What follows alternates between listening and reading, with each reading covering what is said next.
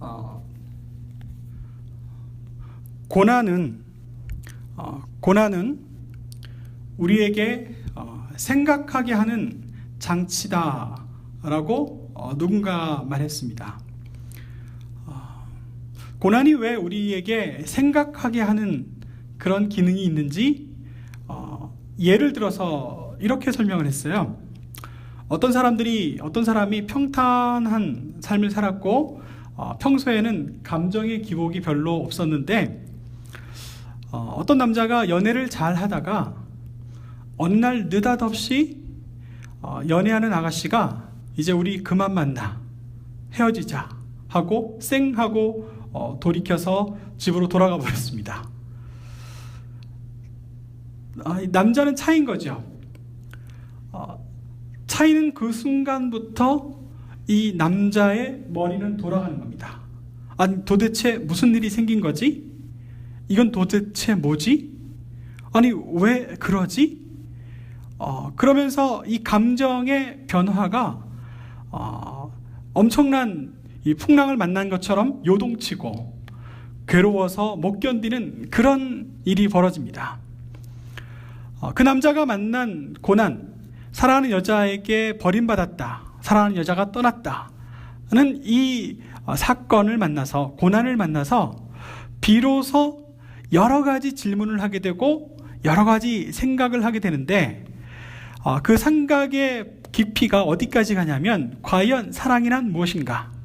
과연 사람이 산다는 것은 무엇인가? 이런 철학적인 질문에 도달할 수 있다는 거예요.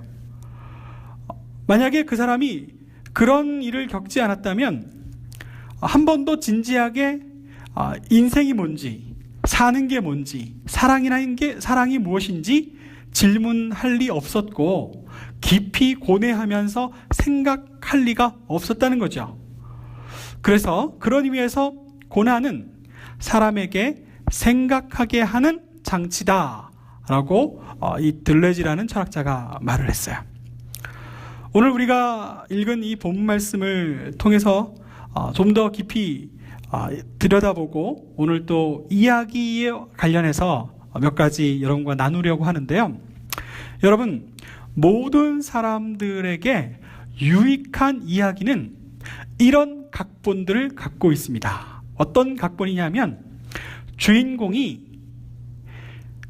어떤 고난을 만나서 그 고난을 헤쳐가는 과정을 그린 이야기들이 우리에게 큰 관심을 불러일으키고, 또 거기서 우리도 같이 긴장하게 되고 그 고난을 이기고 헤쳐서 완전히 벗어나서 새로운 상황이 될 때까지 우리는 주목하게 되는 그런 경험을 우리는 할 수 있습니다. 이게 만고 그리고 모든 문화에 공통된 거예요. 이야기라 하면 자고로 각본을 가지고 있다는 겁니다. 각본 없는 드라마는 재미없습니다. 각본 없는 드라마는요, 어느 누구의 관심도 끌 수 없고, 이 각본 없는 이야기는 어느 누구에게도 교훈과 어떤 기억을 생각하게 하는 기회를 줄 수가 없다는 거죠. 가령 예를 들면 이렇습니다. 우리 사람이 만나는 고난은 여러 가지 종류가 있어요. 제일 먼저 어쩔 수 없이 우리가 살아가면서 피할 수 없는 환경에 처해서 우리가 고난을 경험할 때가 있죠. 어떤 사람은 태어나서 너무너무 가난합니다. 이 가난이 그 사람에게는 환경적인 고난이죠. 근데 그 고난을 찢어지게 가난한, 여기서 찢어지기는 뭐가 찢어지기인 줄 아시죠? 네, 웃으시는 우리 김현수 집사님만 아시는 것 같습니다. 여기서 찢어지게 가난하다는 것은요, 옛날에 모든 사람들이 먹으면 큰 일을 보잖아요. 그런데 부자들은요, 종이나 이런 명주나 아니면 이런 보드라운 천이 있어서 큰 일을 보고 나면 그걸로 아주 보드라운 걸로 아주 잘 닦고, 그리고 물이 항상 풍부해서 물로 깨끗이 닦는데, 가난한 집은요, 화장실에 가면 그 옆에 새끼줄이 있습니다. 네. 그래서 새끼줄로 앞뒤로 문지르고 나면 찢어집니다. 그래서 찢어지게 가난하다, 이런 말이 있었는데요. 어릴 때 정말 찢어지게 가난해서 못 먹고 조금 더 많이 먹었으면 하는 게 항상 바람이고 굶주리고 그랬던 사람이 커가면서 이 가난을 완전히 극복하고 다른 어떤 누구보다도 더 크게 대성하는 이야기, 이런 이야기가 우리의 그 관심을 사로잡습니다. 또 어떤 일이 있을까요? 갑작스러운 재난을 당하는 경우가 있잖아요. 누구든지 뜻하지 않게 큰 재난을 당할 때가 있습니다. 근데 그 재난을 당하면 정말 누구도 엄두가 안 나죠. 어쩔 줄 모르고 당황하게 되고 고통스럽고 힘든 시간을 보내게 됩니다. 그때 정말 생각하지도 않았는데 누군가의 도움으로 그 어려운 재난을 조금씩 극복해 나가서 이전보다 훨씬 더 좋은 여건과 상황들을 만들어가는 이야기, 이런 이야기가 우리의 관심을 모읍니다. 또 사람들은요, 고난을 당하면 이 고난을 이기기 위해서 애를 쓰는 존재예요. 그래서 고난을 당하고 어려움을 당해서 이 어려움을 이기기 위해서 애를 쓰다 보면 점점 더 발전하게 되더라 하는 게 이 문화인류학자들이 내리는 일반적인 평가입니다. 예를 들어서 어떤 거냐면 고난에 대응하는 인류의 여러 가지 과정 거쳐서 문명이 발전했다, 이렇게 말합니다. 고난을 피하기 위해서, 극복하기 위해서 사람들은 때로는 이동도 합니다. 그래서 민족이 이동하는 일이 있었는데요, 좀 더 살기 좋은 곳으로 이동하면서 문명이 점점 더 발전했다는 거예요. 그 고난을 그냥 자기 몸에 익숙한 것으로 받아들이는 사람들은, 그냥 그 자리에 머물러 있는 사람들은 수준이 크게 달라지지 않았다고 말합니다. 그러면서 예를 들기를 알래스카 원주민들, 그리고 아프리카 원주민들, 그리고 남미에 있는 원주민들은 자기의 처한 환경을 그냥 자기가 맞춰서 그 자리에서 머물러 수백 년, 수천 년 살아오는 동안 아직도 나무로 앞을 가리고, 아직도 수천 년이 지나도 창을 들고 짐승을 쫓는 그런 생활을 해왔다는 거죠. 그래서 사람은 고난을 이기려고 애를 쓰는 동안 발전하더라 하는 게 문화인류학자들의 공통적인 이야기입니다. 오늘 우리가 읽은 이 본 말씀을 그대로 통해서 보면 느헤미야와 유다 사람들은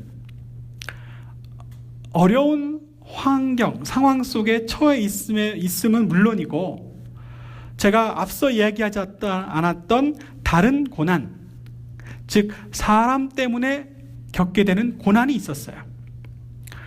우리도 그렇습니다. 우리도 여러 가지 환경적인 고난, 건강의 어려움, 이런 일들도 겪지만 때로는 사람 때문에 겪는 어려움도 있습니다.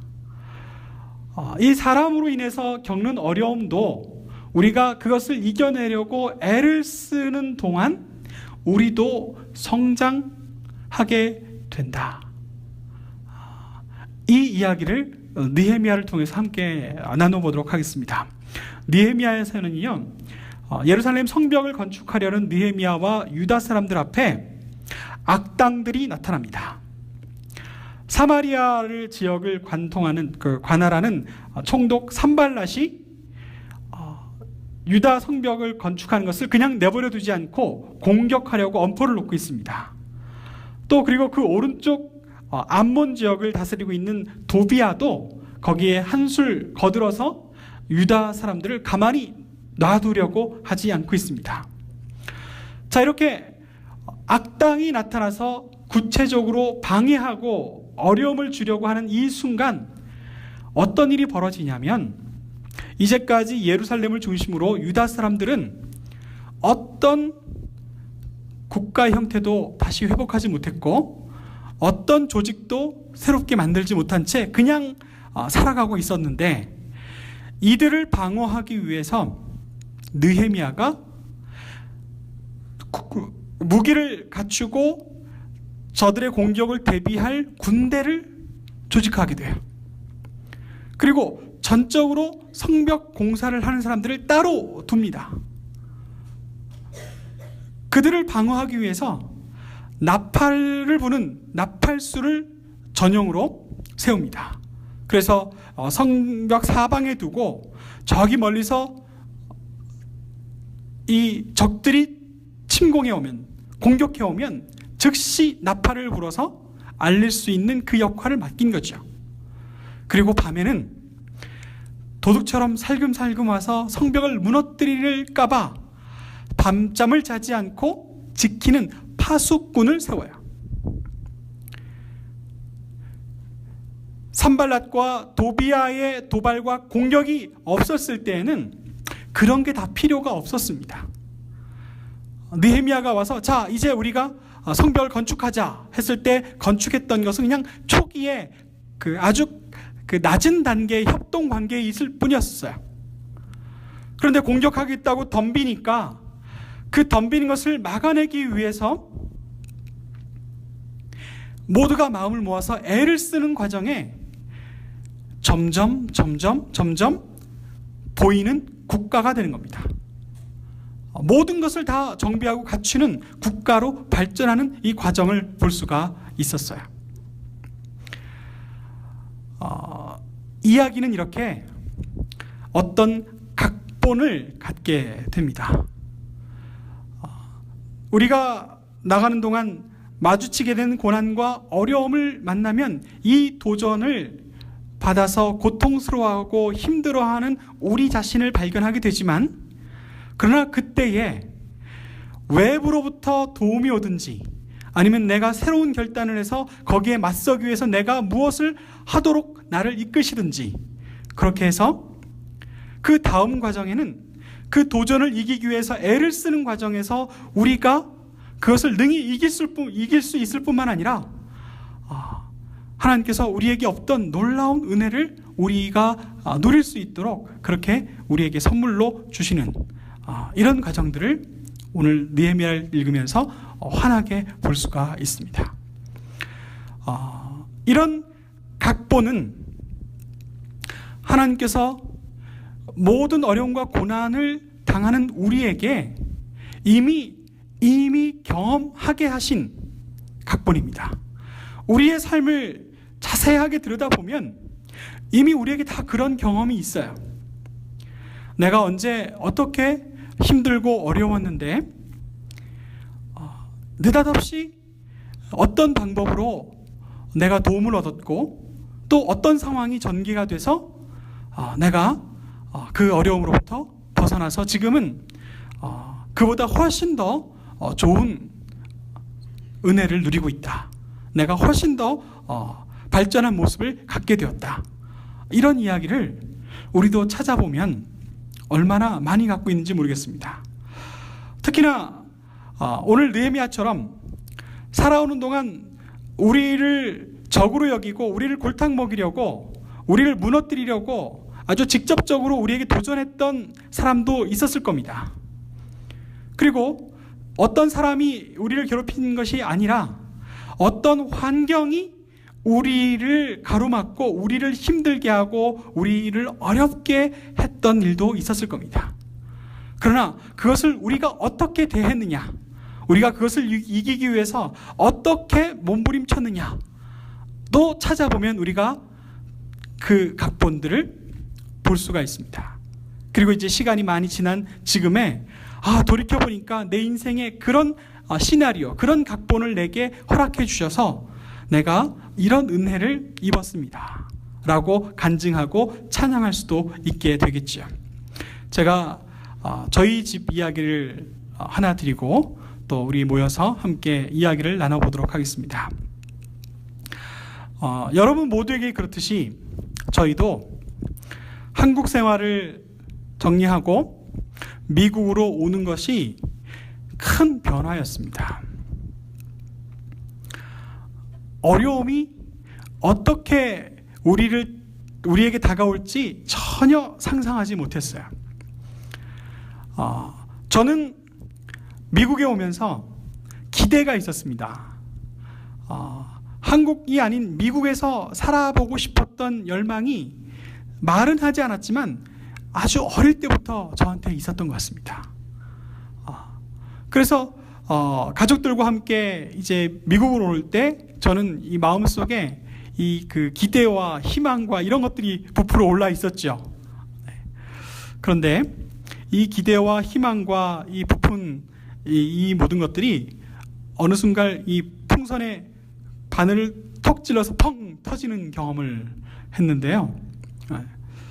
우리 그 아이들이 잘 적응하고 여기서 잘 지내주기를 바랬지만 그러지 못한 일이 있었습니다.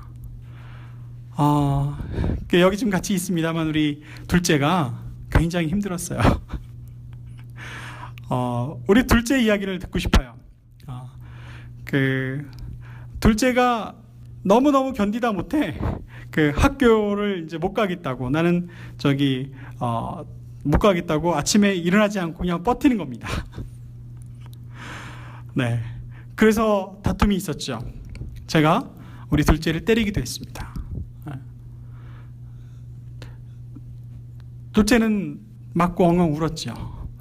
그리고 힘든 시간을 보냈습니다. 그래서 지난 2년 동안 우리 둘째가 여기서 혼자 지내는 시간이 굉장히 많았습니다. 학교를 가지 않고 또 집에서 다른 어떤 특별한 일들을 할 게 없어서 이제 매일 많은 시간 게임을 하면서 그렇게 하루하루를 이제 보내게 되었는데요. 저는 그때 제 모든 마음이 다 무너졌습니다. 모든 마음이 다 무너졌어요. 살 맛이 나진 않더라고요. 그리고 자다가도 벌떡 일어나서 하나님한테 막 따지는 거예요. 내가 뭘 그렇게 잘못했냐고요. 그래서 그런 마음의 고통이 있었습니다. 근데 그런 마음의 고통을 저만 느낀 게 아니라 우리 가족들이 다 느꼈죠. 네. 그래서 우리 가족들은 우리 둘째 민서를 도울 수 있는 방법이라면 무엇이든지 하고 싶은, 무엇이든지 해주고 싶은 그런 마음이 있었습니다. 그런데 시간이 1년쯤 지나고 놀라운 일이 벌어졌어요. 그전에는 영어는 절대로 배우지 않겠다고 완강하게 마음을 닫고 있던 우리 민서가 이제 영어를 배워보겠다고, 네, 학원을 가보겠다고, 영어 학원을 가보겠다고 그렇게 동의해서 1년 동안 영어 학원을 다녔습니다. 그래서 그 레벨이 7까지 있는데 그 중에 레벨 5까지 수료를 했습니다. 네. 그리고 이제 라스베가스로 이사를 오면서 조심스럽게 이제 고등학교를 가겠느냐라고 했을 때 고등학교를 가겠답니다. 그리고 요 며칠 동안 지켜보니까 학교 갈 날을 손꼽아 기다리고 있는 거예요. 네. 얼마나 기쁜지. 네. 지난 2년 동안 정말 이 마음이, 부모로서 도울 수 없는 이 마음이 굉장히 무거웠습니다. 그리고 제가 이 미국에서 제가 행복하게, 즐겁게, 기쁘게 꿈에 부풀어서 살면 뭐합니까? 내 사랑하는 자녀 중에 하나가 여기서 절망하고 실망하고 힘들어하고 고통스러워하고 괴로워하면서 시간을 보내고 있는데 제가 어떻게 해피하고 제가 어떻게 기쁜 마음으로 사역을 할 수 있겠습니까?